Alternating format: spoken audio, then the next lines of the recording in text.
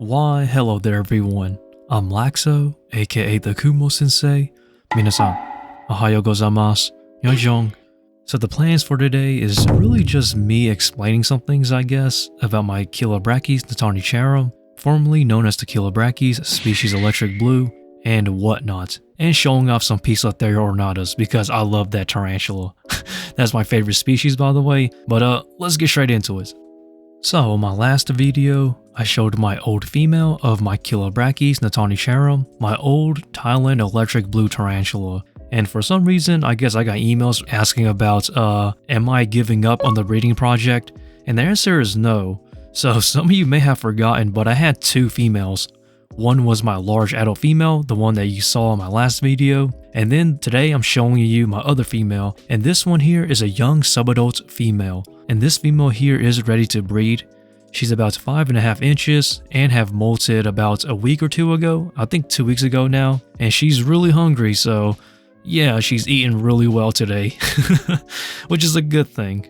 And also everyone, remember, I did about a group of Chilobrachys natanicharum as well, a group of slings, and for those slings, they're about 1.5 to 2 inches in leg span, so they're slowly growing out, and I do believe I have a male among that batch, so that male will be a future breeder for this female. So yeah, this project is not yet over. And I don't know if it's just my way of explaining things, but it seems like a lot of people gotten confused about, this breeding project for this species, and that's why I'm clarifying it in this video, showing my other adult female, my subadult, which is ready to go. And I believe I explained it good enough now, so I hope that clarifies everything. But I do want to answer another question as well, and that is why I am not a big fan of loans. And I've already answered this in the past, but to put it simply, I'm not really the biggest fan of other people profiting off my work.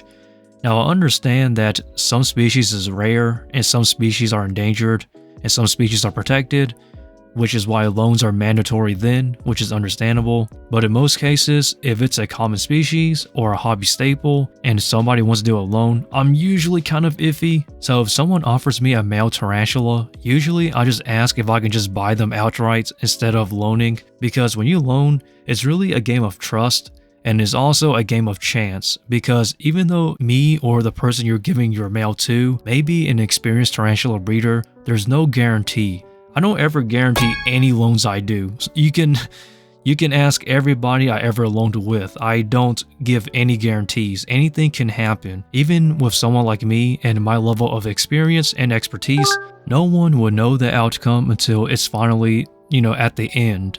But I think the worst part about it is not necessarily the failures if it doesn't go right, but the fact that somebody will profit off your hard work. And some people don't really have a big deal about it, especially if it's a common species or a hobby staple. But once you start diving into more elusive and more rare species, you will start to understand why it's more problematic when somebody loans a male to you, because you're essentially working with a species that is pretty much hard to breed in captivity, or a species that's barely anywhere. And then, by the end of it, you've pretty much just lost half of all your efforts, which took months to do. And I know I sound selfish, but I want people to understand. It's kind of a confusing situation. Once you get to that point, you'll understand. But as of now, the majority of my viewers are just your typical hobbyist or aspiring tarantula breeders. But I promise you, it really hurts. Oh man, it really does hurt sometimes. And I think the worst part about it, especially, there's a story actually. I remember somebody trying to take credit for something I did. I did not take well to that, and you'll be surprised at how crazy it is to loan sometimes.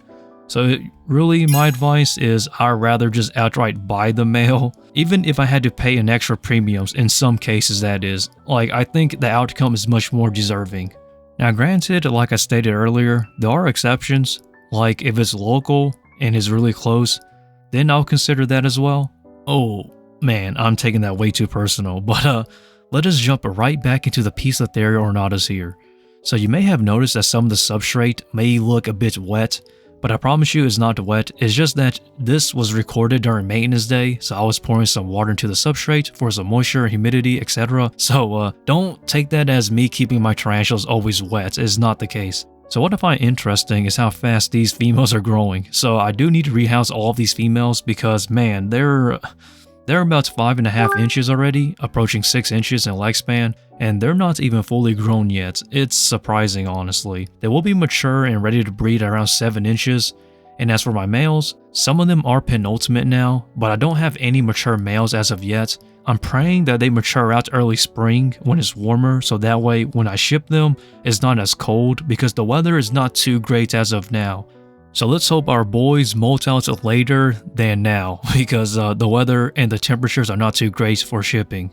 Now I'm not gonna lie, I can just do a video of Poecilotheria ornatas and be happy. It's gonna be the most easiest videos I can make because I love them so much.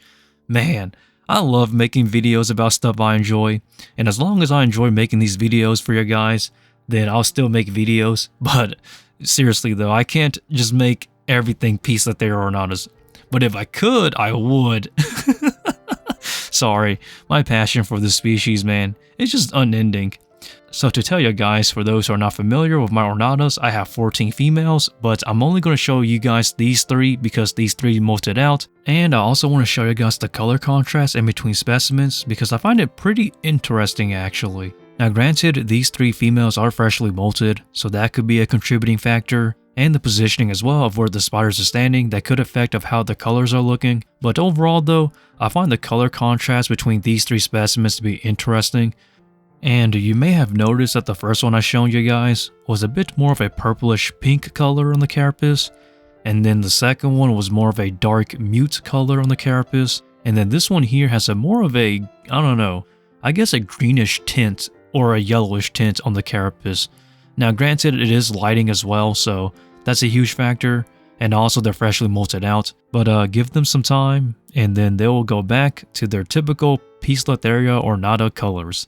And I know a lot of people like the Metallica when it comes to the Poecilotheria species, but for me, I love the ornata, just because it's more of a typical Poecilotheria color with purple subtle tones to it, and that really gives it this really, I don't know, it gives it a very special touch to it, which is what I like in a Poecilotheria. And I know Subfusca has some good purples on it as well, but I prefer ornatas because it's more of what I like in a Poke, or a Poecilotheria that is. But hey, to each their own. And I can go on and on and on and on and you know, that's how you know I do not script my videos. No scripts at all. I can literally just talk about ornatas all day, or basically anything, as long as it's interesting, because well, I guess that's Tarantulas, this entire channel that is. Man, I've been doing this for way too long at this point. I need to retire. Well, no, I'm just kidding. I'm going nowhere. But yeah, without further ado, as always, feel free to like, comment, and subscribe to stick around.